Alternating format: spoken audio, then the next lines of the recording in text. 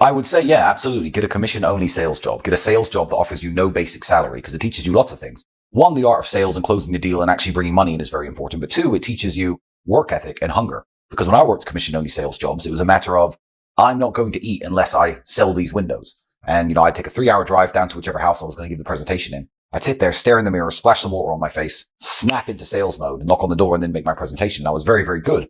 And yeah, sales is a skill that Andrew and I have even to this day, but you have to understand absolutely everything from the camera that's recording me to the chair I'm sitting on to this wooden paneling. There's somebody in every single company that makes everything that is somehow in charge of sales and marketing.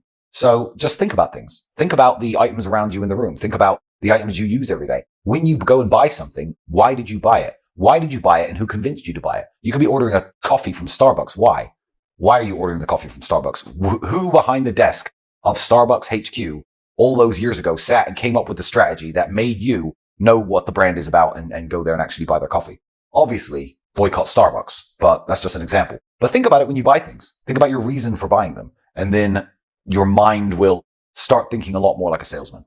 Yeah, if you're leaving university or high school, sales is definitely the field you should get into. It's the field you should get into because no matter what you learn and no matter what skill set you actually develop on top of sales, you have to convince people to use your product or service one way or another. Andrew and I are very good at sales, but anything you learn inside of the real world, even whether it be AI content creation, that's all well and good. And you could be the best in the world. But if you can't convince people to use your service and actually pay you money to do the things that you're good at, then it doesn't matter. It's all for nothing. So you should definitely get into sales.